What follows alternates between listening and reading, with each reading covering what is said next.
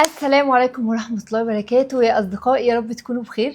النهاردة عندنا حلقة استثنائية علشان معايا ضيف استثنائي، وهو الراجل الوحيد غالبا اللي هنسمح له يدخل البودكاست بتاعنا ده أو القعدة بتاعتنا اللي احنا بنقعدها دي، وهو أخويا الصغير بودي أو عبد الله. أنا هقول بودي وانتوا قولوا عبد الله عادي. طيب بودي أخويا الصغير أصغر مني ب10 سنين، وهندخله النهاردة علشان نعتبره بيمثل الجانب الآخر من المجتمع الذكوري، وهنشوف الدنيا بيحصل فيها ايه والمشاكل دي هم عاملينها كتير ليه. فاتفضل معانا يا بودي. ماشي. السلام عليكم. وعليكم السلام ورحمة الله وبركاته. احنا الدنيا احنا مش محضرين الحلقة دي، وانا الصراحة مش مجهزة اسئلة زي اي ضيوف، فهنمشيها كده بالحب ان شاء الله. اول حاجة عايزة اعرفها منك، قولي.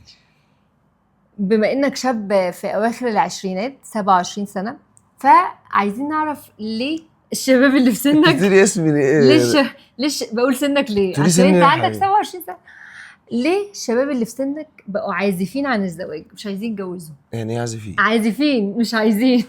ماشي. بيبعدوا عن الجواز ليه؟ ما بقاش الناس ولا رجاله ولا ستات عايزين يتجوزوا؟ انا بس الاول احب اشكر كل الناس، احب اشكر البودكاست الجميل ده انه بيناقش حاجات مهمه للمراه. انت بتشجع المراه؟ طبعا انا بشجع المراه وطبعا ليها حق كبير في المجتمع ولازم نحترمه. والله مش بهزر بجد. ماشي. ليه ما بقيناش عايزين نتجوز؟ انا واحد من الناس مش عايز اتجوز عن ليه نفسي بقى؟ ليه شخصيا ولا ليه عامه؟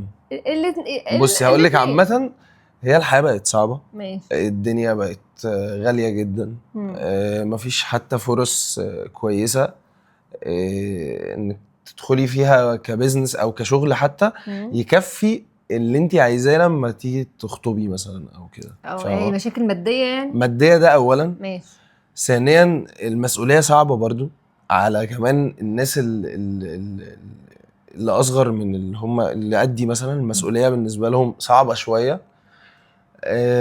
بس فالموضوع المسؤوليات بقت صعبه دلوقتي، رغم ان زمان او يعني هنقول الاجيال اللي قبل كده كانوا عندهمش يعني ايه المسؤوليه الصعبه. انا عارفه ان الجواز طبعا مسؤوليه وكل حاجه، بس ايه ليه انتوا بقيتوا شايفينها صعبه قوي؟ هل عشان انتوا جيل مثلا متدلع اكتر؟ لا مش احنا، مش حوار صعبه، ما هي صعبه علشان الدنيا بقت صعبه ده اولا. ثانيا مش احنا بس، طب ما هو الجانب الاخر الانثوي تمام اتغير من ناحيه، يعني اتغير من ناحيه كل حاجه.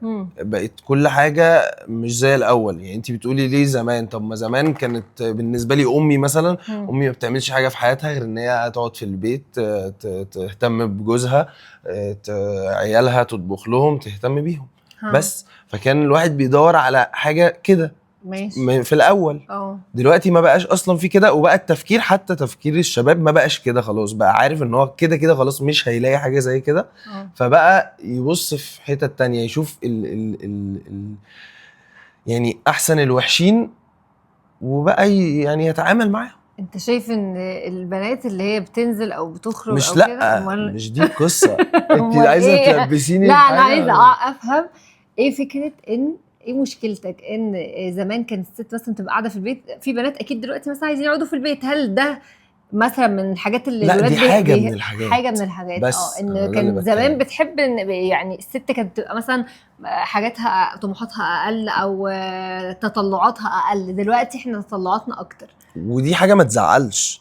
بس بتبقى بقى في عقبه بقى، انا لازم ابقى في حته كويسه علشان اعرف ابقى دي بره عني خلاص. قصه الماديات دي وقصص اللي انا هفكر فيها بتفكر في نفس الليفل العالي يعني. بالظبط. طب وهل انت من اللي بيحبوش ان مراته مثلا تبقى لو بتكبر وبتشتغل وكده ما تبقاش اعلى منه في ما عنديش مانع ان هي اصلا تشتغل، وما عنديش مانع في اي حاجه عادي. البوزيشن بتاعها اعلى، يعني دي حاجه هشجعها جدا طبعا، بتحز في بالعكس نفسيه الرجاله. والله العظيم لا. انا بالنسبه لي انا لا بس هو انا بشوف فعلا بشوف فعلا رجاله ما بتحبش اول ما بتلاقي مثلا الست بدات اللي هو هيشوفها هتبتدي ما شاء الله مثلا تعمل حاجه تكبر في حته، بيحاول اللي هو ايه لا اقعدي اصل انا عارف الناس دي بتفكر ازاي، لا خليكي بس قاعده في البيت وانا هعمل المش عارف كده بقى. لكن انا بالنسبه لي ايه الرجاله ليه بتضايقها القصه دي؟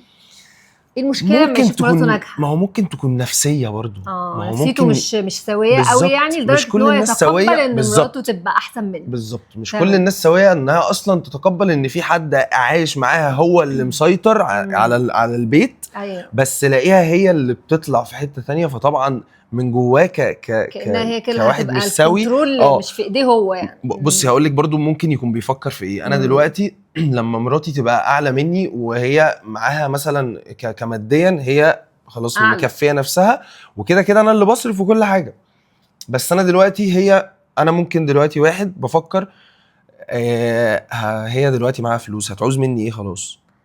هو ليه الراجل متخيل ان هو ما بيديش للست الا فلوس؟ في ناس هو بالعكس بتفكر كده. ايوه انا فاهمه انا، بس ده مش اكيد مش تفكير صح. ما هو طبعا مليون في بالظبط، ما المية. هو اصل في احتياجات تانية كتير، الفلوس دي جزء من الاحتياج، لكن علاقه ان الراجل مليون في بمراته المية. اكيد مختلفه تماما عن الحته دي. طبعا طبعا. طيب خلينا ناخد حاجه تانية. الرجاله اخواتي على دماغي برضو يعني عشان بس ايه انتوا اخواتي. طيب دلوقتي بنقابل مشكله كنت اتكلمت فيها في حلقه قبل كده، وهي فكره ان الراجل بيدخل علاقه يتعرف على بنت اسبوع 2 3 هوب بيقرر يختفي من غير، هو خلاص هو مثلا خلينا نفترض ان هو مرتاحش في العلاقه دي. ماشي. ليه بيقرر يختفي غير بدل ما يقرر انه يكلمها يعتذر لها ويقول لها انا مش مرتاح وسلام عليكم وسلام عليكم؟ هقول احنا محتاجين حد يفسر لنا الحته. هقول لك انا ما اعرفش، انا ما حصلش معايا قبل يا كده ولا- يعني انت ما حصلش معايا خلعتش من واحده قبل كده؟ قول الحقيقه. عمري طب انا ما بالله. بعملش الكلام ده. طب البنات اللي أنا عمل صريح. فيهم كده انا صريح، انا يبقوا بقول يكلمونا يقولوا لنا. ماشي ها. انا هقول لك دلوقتي انت بتدخلي انت خلاص عايزه تتعرفي على واحده، انا عايز اتعرف على واحده، فعايز ابذل قصارى جهدي ان انا اتعرف عليها. حلو. فببقى بتشقلب في البيك بتاعي اللي هو انا بقى هبقى في اروش حالاتي وهبقى في قمه حالاتي. ماشي. فبتعرف عليها مثلا فقعدنا شويه، حسيت ان انا وهي مش جايين مع بعض، انا مش عارف مثلا اتعامل معاها في اي حاجه مثلا، فبتبقي ناعيه هم اقول لها ان انا هقول لها بقى اصل انا مش عارف ايه، ففي سنه احراج. بس في ناس ما بتتحرجش عادي ان هي تقول. أيوة. بس في نفس الوقت ايه هقول لك والله العظيم ده مش انا بس انا بقول لك هما بيعملوا ايه مثلا. ماشي قول. اللي هو انا اصلا مش عايز بقى ادخل في حوارات وانا مش عايز، اصلا انا مش عايز اتكلم. طب ما انت كنت بتتشقلب من شويه. أيوة. ايه اللي خلاك بقيت كده؟ مش هو خلاص. أيوة. هو مش خلاص جاي هو مش معاه. ايوه ما يقول لها ما يعتذر وخلاص، ليه يهرب؟ ما هيعتذر دي بقى هتبقى تقيله قوي عليه. فاقرب حاجه ليه هو ان هو خلاص بقى طب والبنت يعني هو مش بيفكر ان اللي قدامه دي ما هي مش فاهمه ايه اللي حصل، هي ما تعرفش ان هو فجاه مش عايز حاجه. صح هو هي فجاه قاعده لقت نفسها الراجل اللي كان كل شويه يكلمها ومعجب ومبهور ومش عارف، فجاه ما بيردش ما يكلمهاش اصلا واختفى، وحتى لو متفقين على حاجه بيختفي تماما. والمفاجاه بقى ان في ناس بعتولي اما قلت الكلام ده ان بينزلوا يجيبوا الشبكه ويتفق مع اهلها ويجوا قبل بس الشبكه بيومين هوب اختفى واهله اختفوا، وممكن حد يكلم اهلها يقول لهم معلش هو احنا مش طيب. بس هو ما يكلمش الست، يرفع سماعه التليفون يكلم البنت اللي قاعد معاها وقال لها وخططوا هيعملوا ايه وجابوا شبكه وعملوا، ويقول لها لا انا مش مكمل. هقول لك في حالات اصلا بتبقى مرضى، ده تعبان في دماغه والله العظيم مش بهزر. انا في ناس شفتها في حياتي بتعمل كده، اللي هو بتتعرف على واحده بيبقى متارجتها هتعرف عليها هقعد معاها شويه هقول لها انا هكلم اهلك، هيكلم اهلها ويتكلم معاهم وكل حاجه تمام وانا هعمل وقبل ما خلاص هيتفقوا مثلا على الخطوبه هو مش موجود. فين بقى هو؟ ايه دي تارجت عنده يعني؟ ده مرض، ده دماغه تعبان 100%. ده مريض. ده مريض نفسي. هو ان هو اصلا يعني سيبك يا ستي من ان هو هيعلق واحده بيه دي ماشي، سيبك معلش سيبك منها دلوقتي. انت دلوقتي بتدخل ناس كبيره اهلها أيوة. واهلك وكل الناس بتبقى عارفه. طب ليه صح. انت ازاي تعمل كده اصلا؟ هو كمان بقى بيعشمها درجه ان احنا مش بس اتنين بنتعرف على بعض أهلك. لا ده انا جامد وانا بجد وانا داخل جد وعايز جواز. في ناس دخلتها ان هي تتعرف عليكي جواز. ده 100%. بس بيبقى قسما بالله انا عمري ما عملت كده. قسما بالله انت كده واضح ان انا مش هتجوز والله. انا كده بقى صريح. ماشي صح. هو انا عن نفسي بشوف ان الصراحه هي هي الأقرب. اقرب حاجه. ما في بنات برضو ما هنقول ان مش كل البنات عايزه تتجوز، في واحده يا سيدي عايزه تعك، عايزه تنبسط بصي شويه، برضو معلش، بغض النظر عن ان كل ده غلط. انا مش بتكلم دلوقتي في الصح والغلط ماشي. عشان ده غلط، بس قصدي في بنت هي اصلا عايزه تنبسط شويه، هتتعرف عليه يومين. طب ماشي. ما احنا نبقى متعرفين، انت عايز تعرف يومين وانا عايز تعرف يومين وخلصنا. انا واحده داخله على جواز وعايزه جد وعايزه علاقه محترمه، صح. يبقى انا مش عايزه غير واحد يدخل يتعرف عليا عشان عايزه علاقه محترمه، مش عايزه ماشي، بقى ده وجع صح. دماغي انا كمان حد يلعب بيا صح. ويوجع دماغي. ايوه طبعا، ما ده الصح. فهو بقى ده الصراحه هي هي الحل. الايه الحل. الصراحه لكن هي الحل. ماشي، خلينا نقول ان الدنيا بقى فيها خلل ما شويه. هو بصي زي ما انتي بتقولي ان الرجاله فيهم حاجه، ما البنات في فيهم برضو شويه من البنات فيهم حاجه ما برضو. كده ما هو احنا بص، هو مفيش تعميم، يعني مفيش كل رجاله حلوه ولا كل الستات وحشه ولا صح. لا صح. هو في ده كده، في جزء هنا تعبان وجزء هنا تعبان وجزء طيب. هنا كويس وجزء، بس بقى الجزئين مش عارفين يلاقوا بعض. طيب احنا كويسين هنا يعني. احنا هنا بنتكلم على انهي جيل عشان هتفرق. معلش. لا هو احنا ما بنتكلمش على الصغيرين كده الجين كده. زي دول الجين زي خلاص. انا عن تمام. نفسي انا عن نفسي ما مش اعرفش جين عنهم زي. حاجه ولا حد يعني ما حدش فاهم الجيل ده ايه. احنا ماشي. بنتكلم على الناس اللي هي عامة الكبيره هفيدك العشرينات برضو، هفيدك ودخلت في ال30 والقصدي والثلاثينات، ماشي. عشرينات و30 ماشي، اواخر تمام. العشرينات 30 تمام. زينا كده حلو سننا. حلو حلو. احنا فرق 10 سنين فاحنا بنلعب في ال10 سنين. مثلا انا كل اصحابي كلهم متجوزين وخاطبين ومخلفين. طب ما تحكي لنا ناس كده. كويسين يعني. طب لا، طب اسالك سؤال، مين اللي يدفع اول شيك في الديت؟ في الديت؟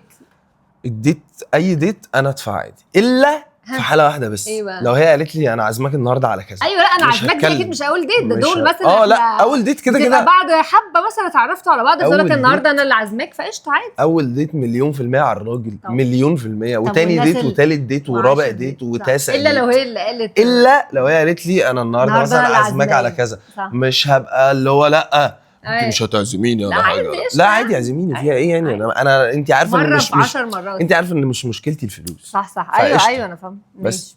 طيب ليه بقى الست المصريه الام المصريه الام تحيه معلش لامي تحيه ست للام الحبايب عشان يا احنا حبيبي. دايما بنتخانق معاها في القصه دي. امي ليه دايما الام بتحس بتشوف ان الولد عندها مهما قالت انا ما بفرقش بين ولادي ومش عارفه ايه، بس دايما الولد عندها بتحبه اكتر من البنت مهما بتفرق، مهما قالت انا ما بفرقش بتفرق. ليه؟ طيب وما تقولش عشان انت الصغير، انا ما بتكلمش علينا احنا، انت الصغير بس هي برضو بتحب الكبير اكتر، يعني بتحب الكبير بتحب الصغير. بص ماشي. انا شايف أيوة. ان ده من خيالك دماغي انت. أنا. ليه؟ بالراحه اللي انت بتشوفيه قدامك حاجه، ايوه، واللي بيحصل لوحدي انا مع ماما حاجه تانية. بمعنى ماشي. كمثال ممكن احنا واحنا قاعدين انا وانتي وماما، اقول لك مثلا ده انا هعمل اكل، تقول لك طب ما تقومي تعملي مش عارف ايه. ايوه. في جانب اخر هي ماما وانا لوحدي تقول لي انت شاطر بتعمل لنفسك، اعمل لنفسك عادي. ما احنا ما نعرف. طيب ما هو ده قدامك انتي، ان هي مدلعاني. ما هو انا بتكلم بقى ان هي في موقف تاني هتقولي كده عليكي. فهي انتي بس لا هو احنا خلينا برضو متفقين ان الست المصرية بتحب الولد اكتر من البنت. ماشي. والمجتمع بيضغط على البنت اكتر ما بيضغط على الولد، خصوصا بقى في موضوع الجواز والحاجات دي. لا انتي رحتي في حتة تانية. انا بوديك خلينا في الام بس دلوقتي معلش. خلينا في الام. على كل الاتجاهات هقولك خلينا في الام.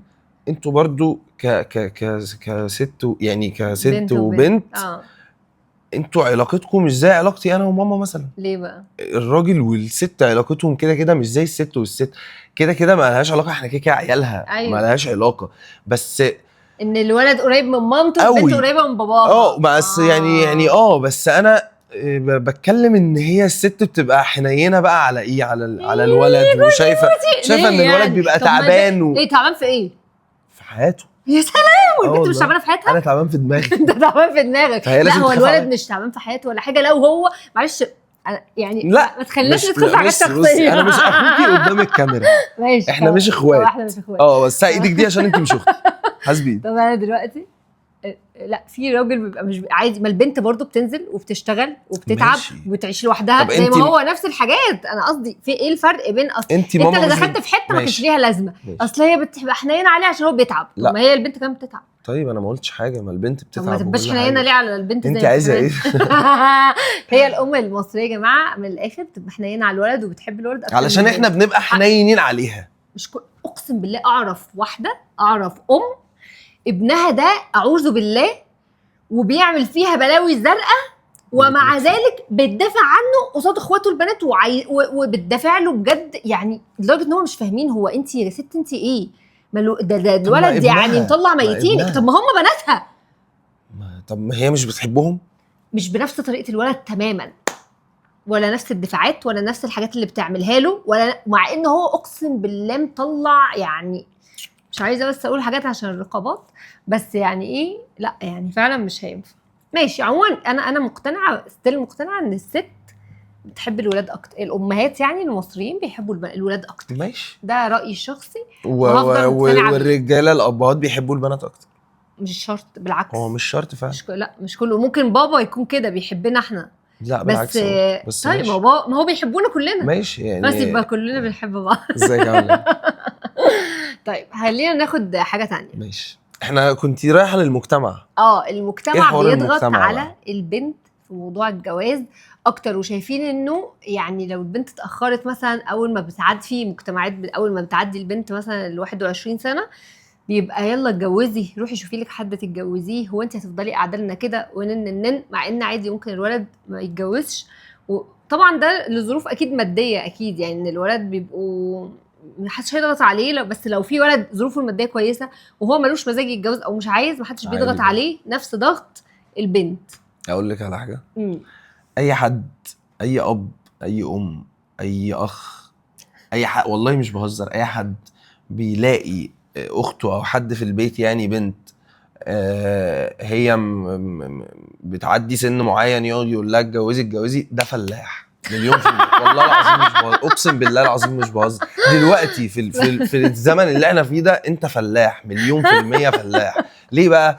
علشان دلوقتي، طب ما هي فعلا زي ما انت قلتي من شويه، هي لا غير ان هي بتعمل ايه، سيبك من الجواز خالص، هي كده بتنزل وبتشتغل وبتعمل، انت مالك بقى، سيبها في حالها. هي مش عايزه تتجوز دلوقتي، هي محدش بيجي لها دلوقتي، هي حره، هي مش دماغها مش عايزه تتجوز، هي عايزه تفضل قاعده في بيت ابوها براحتها. هو بقى للاسف بسمع بنات يعني بيبعتوا لي مثلا انه انا امي طول الوقت مزلاني عشان انا قاعده معاهم، ده انا مش حاسه انها مرتاحه في البيت من كتر ما كل الرايح والجاي انت هتفضلي قاعده لنا كده. هو انت صراحه ناس مرضى بصراحه. انا بشوف كده، انا ما عنديش حل ليها للاسف. وملهاش حل فعلا غير انها بقى تحاول تنعزل عن، يعني تنعزل نفسيا عنهم. ماشي. ولو عرفت تنعزل اصلا عنهم فهي هم بجد يعني دي حاجه بشعه، بيئه توكسيك. انا بحس ان دي بيئه كده سامه للانسان يبقى مش قادر يعيش مرتاح فيها يعني. بس حاسس ان برضو ده كان في الاول شويه، للاسف الشديد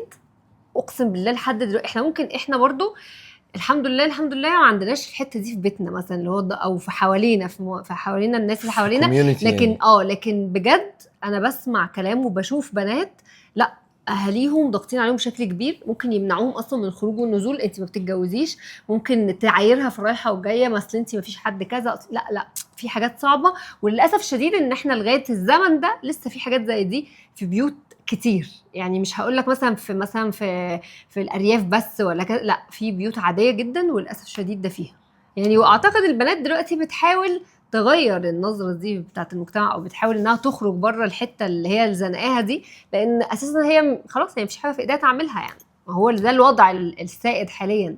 انا شايف ان ده غلط من الاهل الصراحه، وهي ملهاش علاقه ان هي تتجوز او ما تتجوزش، بان هي ايه اللي مقعدك لغايه دلوقتي وايه اللي مش عارف ايه، كل ده يعني هم الاهل هم اللي في حته فيهم نقص، في حته فيها حاجه غلط. هو بيبقى برضو خايفين عليها، عايزينها تبقى مبسوطه وكل حاجه بس بطريقه غلط، يعني هم خايفين عليها. ما هي ليها علاقه، هي ما هتتبسط بايه برضو، ما هي الناس هي مش عايزه تتجوز دلوقتي، هي حره صح. بس ما لهاش علاقه باي حاجه.